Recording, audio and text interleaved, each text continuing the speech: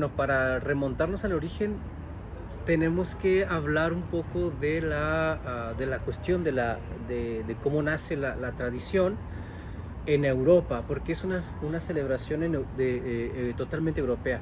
En- es el Papa Bonifacio, si no mal recuerdo, que durante la Edad Media erige el primero de noviembre como, como el festejo de Todos los Santos. Y se festeja esta celebración en mayo. En ese sentido, en una cristiandad que apenas está creciendo, que se está convirtiendo en una religión fuerte en Europa, pues van los peregrinos hacia Roma y van al lugar en donde es el Panteón. El Panteón, no lo piensen, digamos, donde están los muertos, sino como el Panteos, es decir, donde están todos los dioses. Es un templo dedicado a todos los dioses en Roma, y ahí van a peregrinar en mayo. Pero este no es una buena fecha porque no hay comida para abastecer a toda la población.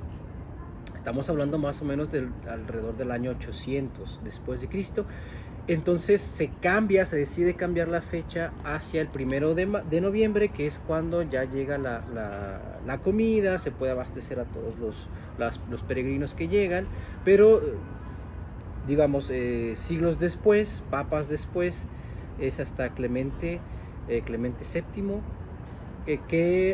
o Clemente II, no recuerdo, disculpen, es el momento en que se dan cuenta que esto tiene que crecer, digamos, ¿no? Porque es muy importante. Pero al momento también que ponen el festejo en primero de noviembre, coincide con dos cosas. Uno es que se tiene que dejar de adorar a todos los dioses, es por eso que ahora se tiene la celebración de Todos los Santos, y coincide con las partes en donde los misioneros están tratando de llevar la religión católica dentro de Europa, como por ejemplo Irlanda, o, que es donde se festeja otra celebración de los muertos, que es el All Hallow Even, que hoy conocemos como el Halloween. Entonces coincide para que la gente deje supersticiones, deje de adorar a los dioses, y se quite la idea de que los muertos regresan a la tierra. Se tiene que quitar.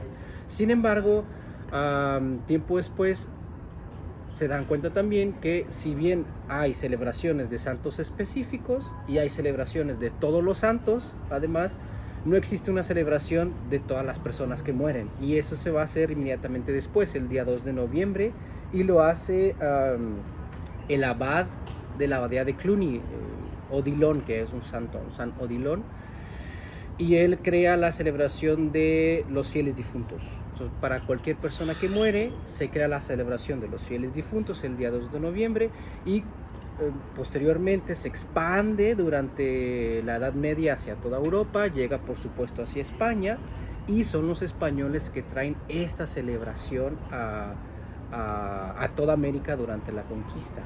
Entonces así es más o menos el origen de esta celebración, que es totalmente europea. ¿De dónde proviene la idea de que el cempasúchil conecta ambos mundos? Bueno, esta cuestión viene de cuando se adora a las personas, ¿no? Por ejemplo, en Europa lo que se está poniendo no en los altares, no pensemos en altares, sino en tumbas, son las flores.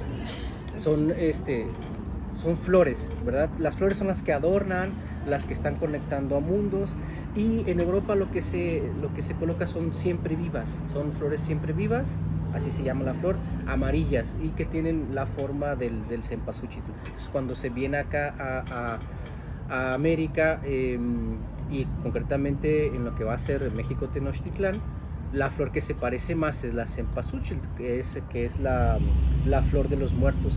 Con las flores se adornan las tumbas, ¿ok? No se adornan altares, no existen altares, solo son las tumbas.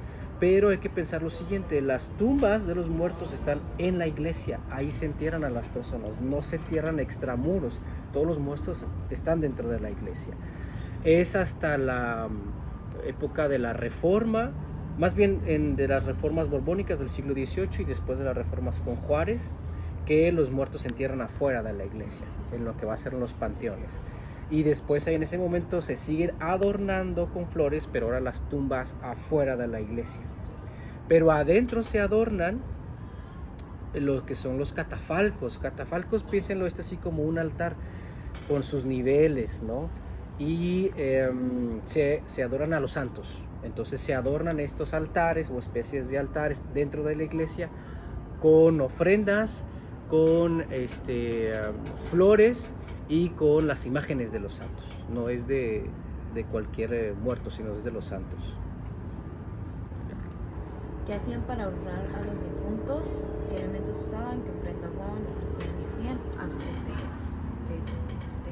todo esto? De la conquista, ¿no? Bueno, los mexicas tenían unas celebraciones a los muertos como muchas otras culturas.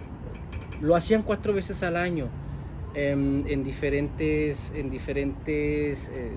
espacios o en diferentes, digamos, contextos. Por ejemplo, se adoraba o se respetaba a los muertos por enfermedad natural, a los muertos por ahogamiento también, a los cerros, porque los cerros son seres vivos en la cultura de los nahuas. Entonces se van adorando, ¿no? Eso es lo que se hace y se ponen grandes ofrendas de comida que después se va a consumir.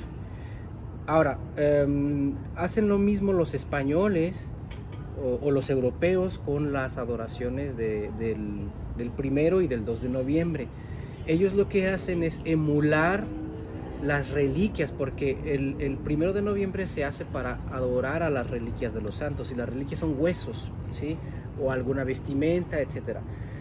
Pero además, como son fiestas populares, bueno, no son fiestas, son celebraciones, porque no es una fiesta, no es algo alegre, pero hay mucha gente, entonces se empiezan a crear dulces en Europa, dulces que emulan los huesos de los santos que van a adorar, sobre todo pan en forma de hueso.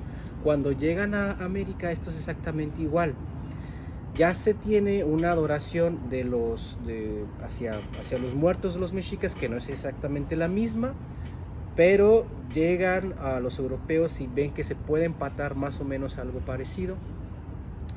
Y también se crean dulces con pan o dulces con azúcar. El azúcar era destinado a las clases que son más pobres, menos favorecidas, y ellos con azúcar también emulan los huesos de los santos que van a adorar. Por ejemplo, las calaveras, ¿no? Que es lo que conocemos al día de hoy. Entonces, antes eso es lo que se hace, y después se suplanta esta tradición por la europea. No es una tradición prehispánica, es una tradición totalmente europea que se impone. No hay una simbiosis en las que las dos se mezclan, porque desde la Edad Media hasta el siglo XVIII más o menos va a permanecer igual, todo es igual. Igual a la emulación europea. No hay ningún elemento aquí que sea mexica o ningún elemento ya después del Estado mexicano. Lo único que va a cambiar es que nunca se dejó de creer que las almas de las personas que mueren regresan. Entonces, cuando ya no pueden hacer, digamos, altares dentro de la iglesia, porque los muertos ya no están en la iglesia, sino que los entierran extramuros, los entierran en panteones. Ahora ya no van a hacer las procesiones a la iglesia, sino los van a hacer a los panteones. Y ahí se adornan, ahí se come, ahí se llevan todos estos alimentos, pero en algún momento lo van a hacer adentro de las casas, con los santos, y después esto de los santos se suplanta y van a ser los muertos propios, porque se sigue creyendo, al igual que lo hacían desde la Edad Media, que el alma del muerto regresa.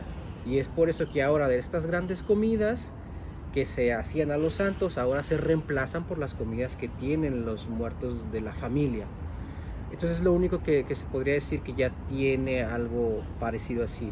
Y se cree que es prehispánico porque durante la Revolución Mexicana, donde existe un proyecto nacional, se necesitan crear costumbres o identidades para que mantengan unido a la población y que además tengan un discurso nacionalista. Y la fiesta del Día de Muertos se hace nacional y ahora ya es comercial porque existen